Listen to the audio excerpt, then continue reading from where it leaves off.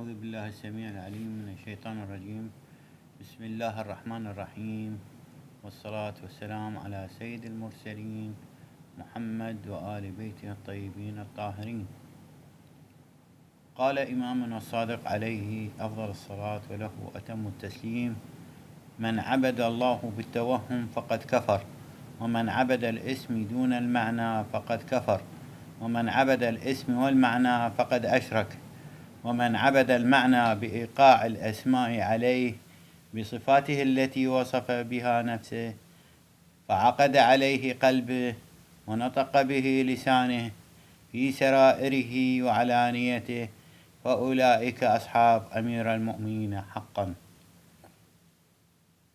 الحديث الشريف تاهت فيه الكثير من عقول علماء الشيعة، وصعب تطبيقه على الكثير من الشيعة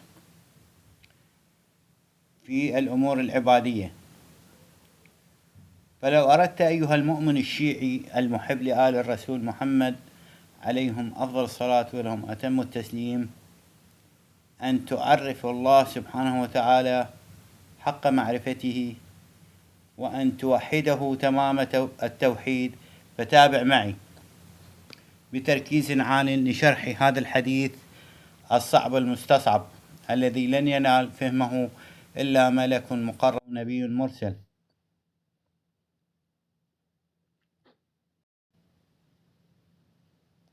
أو مؤمن امتحن الله قلبه للإيمان، لأن فهمه أدق من الشعرة بين الإيمان والكفر. وملخص معنى التوحيد والمعرفة تجده في حديث مولانا الإمام زين العابدين علي بن الحسين السجاد عليه أفضل الصلاة وله أتم التسليم: يا جابر، إثبات التوحيد ومعرفة المعاني. أما إثبات التوحيد معرفة الله القديم الغائب الذي لا تدركه الأبصار وهو يدرك الأبصار وهو اللطيف الخبير، وهو غيب باطن ستدركه كما وصف به نفسه.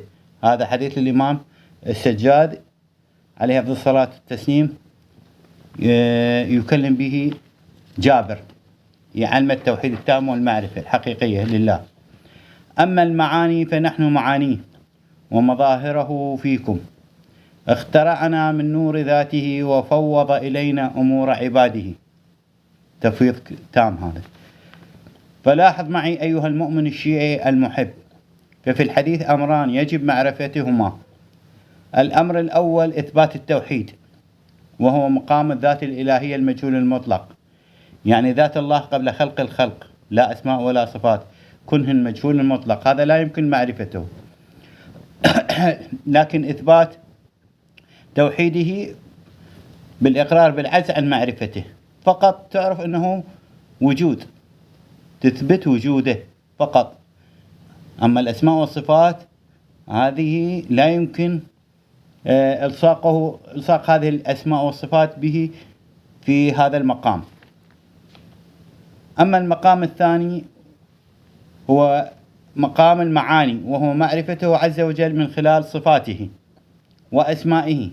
فالمعرفة في هذا المقام ليست معرفة ذاته المجهول المطلق، لأنه كما وأسلفت أن ذاته غيب بحت في القدم، لا سبيل لمعرفتها من قبل المخلوق إطلاقا، بل كما قال الإمام عليه السلام: ستدركه كما وصف به نفسه. وقال الإمام الحسين عليه أفضل الصلاة وله أتم التسليم: معروف بالآيات موصوف بالعلامات، لا إله إلا هو الكبير المتعال. وقال أمير المؤمنين عليه السلام: ما لله آية أكبر مني. فالآية الكبرى عين معرفة الله عز وجل، وهو قول أمير المؤمنين عليه السلام: معرفتي بالنورانية، معرفة الله عز وجل، ومعرفة الله عز وجل هي معرفتي بالنورانية، وهو الدين الخالص. يعني هنا أنت إذا عرفت أمير المؤمنين أنه هو نور الله، هو الآية الكبرى، هو عين معرفة الله، فهذا هو الدين الخالص. وعن أبي جعفر الباقر عليه أفضل الصلاة وله أتم التسليم: إنما يعرف الله ويعبده من عرف الله وعرف إمامه. إنما يعرف الله ويعبده من عرف الله وعرف إمامه منا أهل البيت عليهم السلام، ومن لا يعرف الله تعالى ويعرف الإمام منا أهل البيت عليهم السلام فإنما يعرف ويعبد غير الله، هكذا والله ضلاله. هاي يقسم هنا الإمام، يجب أن تعرف الله، قلنا بالكنه المجهول بلا أسماء ولا صفات، بس تثبت وجوده وتعرفه وتتوجه إليه وتعبده عن طريق أسمائه الظاهرة، النور الظاهر، ظهوراته هم الأئمة عليهم أفضل الصلاة ولهم أتم التسليم. وعن سيد الشهداء صلوات الله عليه: أيها الناس، إن الله جل ذكره ما خلق العباد إلا ليعرفوه، فإذا عرفوه عبدوه، وإذا عبدوه استغنوا بعبادته عن عبادة من سواه. فقال له رجل: يا ابن رسول الله، بأبي أنت وأمي، فما معرفة الله؟ هذا الرجل قاعد يسأل، قال: ما هي معرفة الله؟ قال عليه السلام: معرفة أهل كل زمان إمامهم الذي تجب عليهم طاعته. فإحنا بهذا الزمن لازم نعرف من؟ نعرف إمام زماننا، الإمام المهدي القائم عجل الله تعالى فرجه. فهي معرفة الله هنا لا تتم إلا بمعرفة إمام الزمان، فالذي نتوجه إليه بالعبادة والطاعة والسؤال وطلب الحاجة هو الإمام المهدي قائم آل محمد. يعني أنت دائما توجه بطاعتك وبعبادتك، بالسؤال، طلب الحاجة، كل شيء من الإمام المهدي، لأن هو إمام زمانك، هو يمثل الله، هو وصي الله، هو الوكيل، والوكيل كالأصيل، وهو نور الله ووجه الله، وهو الله الظاهر، لأنه هو وجه الله عز وجل، أي جهة معرفة الله. هاي الجهة التي يعرف بها الله. ما هي الجهة التي يعرف بها الله؟ والإمام، إذا عرفت إمام زمانك.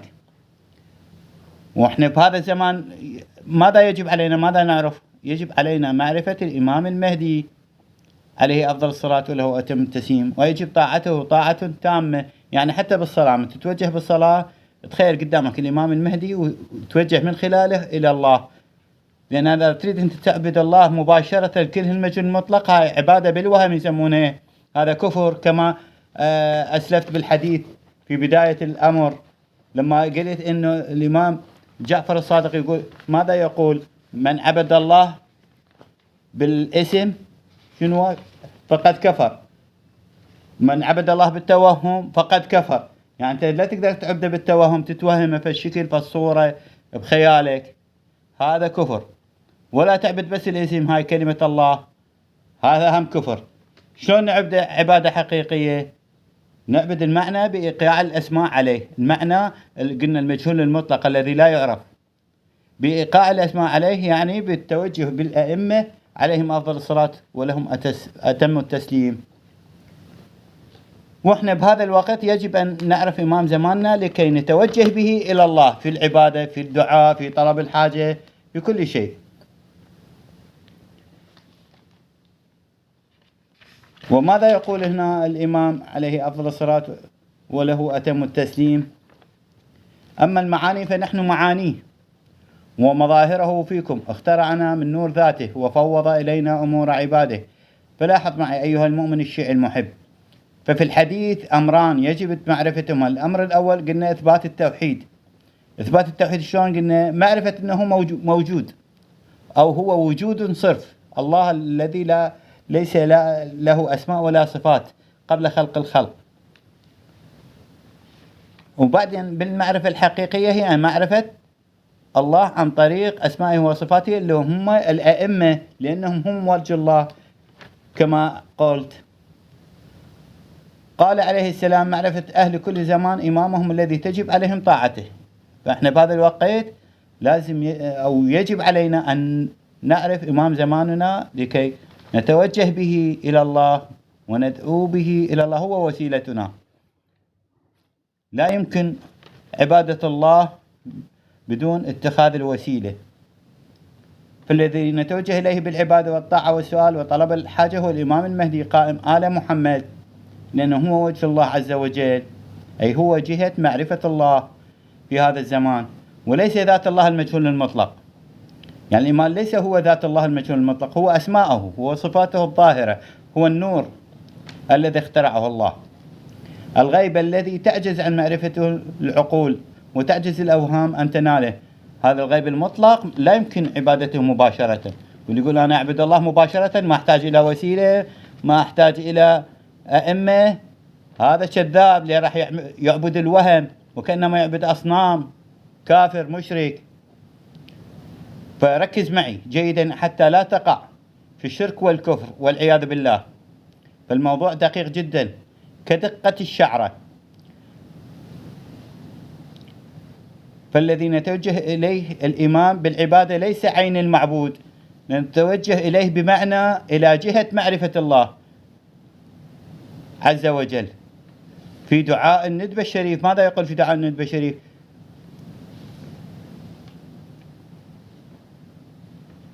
يتوجه إليه الأولياء، بمعنى أن وجه الله الذي يتوجه إليه الأولياء. الأولياء اللي يعرفون الله يجب أن يتوجهوا بالإمام المهدي في هذا الزمان كما في دعاء الندبة الشريف، وليس أن الإمام هو المعبود وليس الذات المجهول المطلق، فهذا كفر. قال الله عز وجل سنريهم آياتنا في الآفاق وفي أنفسهم حتى يتبين لهم أنه الحق. ومثال معرفة التوجه له عز وجل موجود في نفسك أيها الشيعي. وقال النبي عليه أفضل الصلاة وأتم التسليم من عرف نفسه فقد عرف ربه. شلون؟ عن طريق النفس. تفكر بنفسك راح تعرف ربك. فحقيقة الإنسان وكنه ذاته هاي غير معروفة، يعني الذات الروح احنا ما نعرفها. نعرف من خلال الجسد، من خلال هذا الجسم، الهيكل، الوجه، الاسم، الصفة. مثلا أنا اسمي جواد، نقول جواد الخطاط، انت تعرفني بالاسم والشكل والصورة، هذا ظاهر. بس انت هل تعرف ذاتي؟ لأن ذاتي هسه غايبة عنك مطلق، وانت من تحاشيني ما تحاشي هذا الجسم ولا تحاشي هذا الوجه، تحاشي من؟ تحاشي ذاتي. فكذلك الله عن طريق كما تعرف نفسك تعرف وجهه ويده ولسانه اللي هو الإمام وعين الله. يعني شوف الإمام يوصفونه هو عين الله، هو وجه الله، هو يد الله، هو قدرة الله، هو علم الله. فهل من الممكن معرفة ذات شخص من دون معرفة وجهه، صورته، اسمه، صفته؟ يجب أن معرفة هذه الأشياء يلا نعرف هذا الشخص، هذا كمثال. وهل من الممكن أن تتوجه بكلامك إلى شخص من دون التوجه إلى وجهه؟ يعني أنت قبل يصير تدير وجهك عن واحد قبالك قاعد وتسولف بالهواء غير تتوجه إليه الوجهه، كون مقابل وجهك مقابل وجهه حتى يبين هو سيقول لك هذا يحترمني ويقدرني، لأن عينك بعينه وجهك بوجهه من تسولف وياه. إذا أنت داير وجهك صفه وتيجي تسولف وياه هاي ماكو احترام، وكأنهم ما عرفت هذا الشخص. الشخص يجب أن تتوجه إليه إلى وجهه، فكذلك الله يجب أن تتوجه إليه بوجهه، ووجهه هو الإمام. واضحة الصورة؟ منو عنده سؤال خليه يكتب. بل هل من الممكن الإشارة إلى شخص من دون الإشارة إلى جسمه؟ يعني هسه مثلا عندي صديق وياي قاعد يتمشى ولقانا صديق ثاني أريد أقدمه، أقول له هذا فلان، هذا جاسم مثلا، أشير عليه من على جسمه. هو هل جسمه هذا جاسم؟ لا، ولا وجهه ولا عينه ولا صورته جاسم. جاسم الذات أو الروح اللي نشير إلى هذا الجسم. فإحنا لا يمكن أن نشير إلى الذات من دون أن نستعين بواسطة وهو الجسم والوجه والصورة.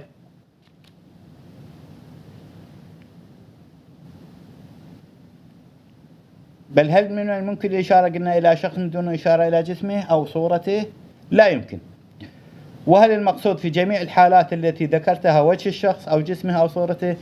هل من أن أقول هذا جاسم على الوجه، هذا الوجه هو جاسم أو هذا الجسم هو جاسم؟ لا، جاسم هو الذات، هو الروح، لكن ما ظهر من جاسم هو هذا الجسم، هذا الوجه اللي أشير به. فكذلك هي معرفة الله المجهول المطلق، قلنا الكنه الذي لا يعرف، الذي عجزت العقول عن معرفته عن طريق ظهوراته، وظهوراته هم الأئمة عليهم أفضل الصلاة ولهم أتم التسليم.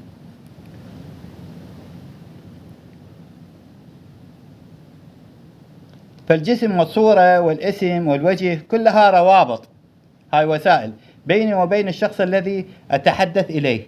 يعني أنا من أريد أتحدث إلى شخص أبغى على وجهه صورته وأذكر اسمه من أريد أسولف، يلا أقدر أوصل الذاته وأقصد بها ذاته، ما أقصد الاسم، قلنا ما أقصد الوجه ولا أقصد الجسم.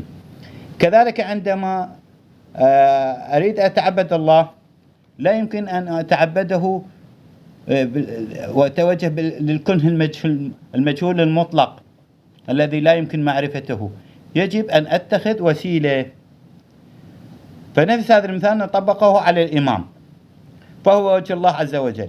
وقال الصادق عليه السلام: نحن حجة الله في عباده وشهداءه على خلقه وأمناءه على وحيه وخزانه على علمه، ووجهه الذي يؤتى منه وعينه في بريته ولسانه الناطق وقلبه الواعي وبابه الذي يدل عليه. بنا عرف الله وبنا عبد الله، يعني لولا الأئمة لما عرف الله ولا ما عبد الله. وكل من يقول أنا أعرف الله وأعبد الله بدون الأئمة بدون وسيلة كذاب، هم الوسيلة، محمد وآل محمد. يقول: نحن الأدلة على الله ولولانا ما عبد الله. فالإمام هو ظاهر الله أو الله الظاهر به. وقال عليه السلام: فنحن معانيه ومظاهره فيكم. الملخص: إذا اتفقنا أن ذاتك غيب باطن، يعني أيها الشخص اللي أنا جاي مثلا أسولف وياك، أنت ذاتك غيب باطن، اللي يظهر لك قدامي شنو؟ جسم وصورة، يظهر لي وجهك، اسمك، صفتك، صورتك، جسمك. لو أراد أحدا أن يشير إليك، هل يميز بين ذاتك وبين ظهورك؟ يعني من يقول هذا جاسم هو يأشر علما على الجسم، هل هو يميز الجسم عن الذات؟ لا، يعتبرهم واحد، الذات والجسم يعتبرهم واحد، فهو هذا التوحيد. فإحنا إذا ردنا نوحد الله تمام توحيده يجب أن نشير إلى الإمام لتصل العبادة والدعاء والإشارة والدلالة إلى الله. إذن حينما نتوجه للإمام في العبادات ليس التوجه عينه لذات الله عز وجل، فافهم حبيب المؤمن الشيعي، لأن الذي يكلمنا ويبصرنا ويسمعنا هو الله عز وجل بواسطة الإمام، لأن الإمام هو عينه الناظرة في الخلق، هو أذنه، هو سمعه، هو علمه. فكما أريد أن أقدم شخص، أنا مثل من ساعة من ضربت مثال، أريد أقدم شخص لشخص آخر كي يتعرف عليه، هل أقول هذا وجه جاسم أو هذا عين جاسم أو هذا جسم جاسم؟ أقول هذا جاسم وأنا أشير وين؟ على الجسم، أقصد بها ذات. نفس الشيء هاي بالنسبة الإشارة إلى الله عن طريق الإمام. وال14 المعصومين كلهم أئمة، حتى الرسول هو ترقى من نبي إلى إمام، فالإمام أرقى درجة من النبوة. وعندما أريد الإشارة إلى أمير المؤمنين عليه السلام بالمعرفة الحقيقية لا أقول هذا وجه الله وهذا عين الله ولسان الله ويد الله وقلب الله، بل أقول هذا الله عز وجل. عندما أشير إلى الإمام أقول هذا الله. شو أقصد بهذا الله؟ مثل المثال ما قلنا على الجسم، هذا الله الظاهر، أما الباطن الغيب المطلق الذي لا يدرك بالعقول، هذا الإمام هو إشارة إليه، يشير إليه. وعندما أريد الإشارة لله عز وجل المجهول المطلق بالمعرفة الحقيقية أقول الكنه المجهول.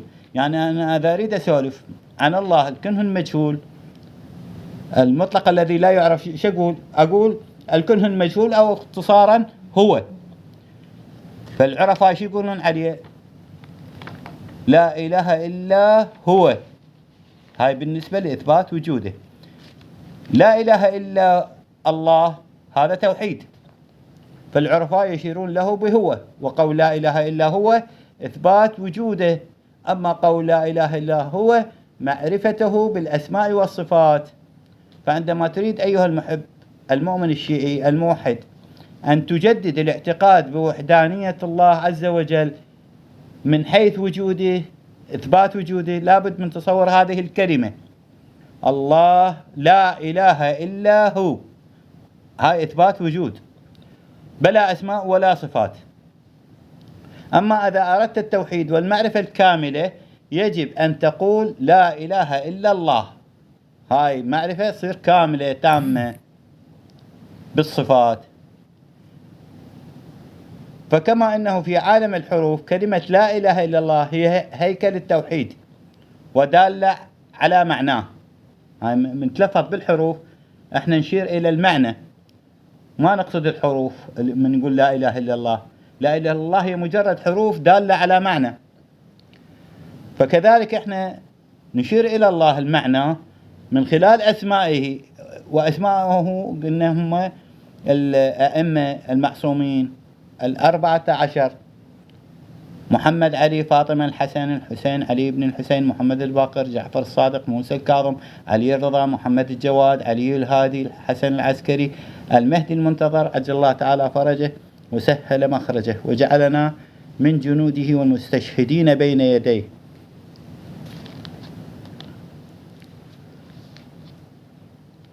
هنا أكو تفسير آية النور عند أهل البيت عليهم السلام، عندما يشير الله إلى نفسه فيقول الله عز وجل حينما أراد أن يعرف نفسه ماذا قال في القرآن الكريم؟ قال الله نور السماوات والأرض، مثل نوره كمشكاة فيها مصباح، المصباح في زجاجة، الزجاجة كأنها كوكب دري يوقد من شجرة مباركة زيتونة لا شرقية ولا غربية يكاد زيتها يضيء ولو لم تمسسه نار، نور على نور يهدي الله لنوره من يشاء. فهنا شنو تفسير هذه الآية عند أهل البيت عليهم أفضل الصلاة والسلام؟ ماذا يقولون في تفسير هذه الآية؟ يقول النور هو محمد، المشكاة فاطمة، المصباح الحسن، الزجاجة الحسين، الشجرة المباركة أمير المؤمنين، نور على نور، إمام بعد إمام. فالله عز وجل حينما أراد أن يعرف نفسه للناس استعمل شيء يعرفه الناس. هم يجيب لنا فد مصطلحات ما نعرفها بالحياة، أشياء شايفينها مثلا النور، المشكاة، المصباح، هاي الأشياء وسائل مثل نقول للتعريف، مثل ما يستعملوا المعلمين والمدرسين وسائل إيضاح لتوصيل المعلومة. فهنا سبحانه عز وجل راد يوصل لنا المعلومة. قال الله نور السماوات والأرض، مشكاة، مصباح، هاي كلها المفردات نعرفها. فراد يقرب لنا مثل ما يقول المعنى. واقصد انه سبحانه يعرف بظهوره. من هم ظهوره؟ محمد وآل بيته الطيبين، لأنهم كلهم واحد، كلهم نور، كلهم محمد، كلهم نور واحد. فبالتفصيل شو نقول؟ محمد، علي، فاطمة، الحسن، الحسين، 9 المعصومين من ذرية الحسين. لكن بالإجمال ماذا نقول؟ نقول إنهم واحد، هم الله، النور الظاهر أو نور الله. وإلى هذا الحد آخر دعوانا أن الحمد لله رب العالمين، والصلاة والسلام على سيد المرسلين محمد وآل بيته الطيبين الطاهرين المعصومين. والسلام عليكم ورحمة الله وبركاته. حياكم الله، أهلا وسهلا بكم، أهلا بكل الأصدقاء والأحباب. إن شاء الله إذا سنحت الفرصة نكمل هذا البحث، بحث في توحيد ومعرفة الله سبحانه عز وجل. وإلى لقاء قادم إن شاء الله.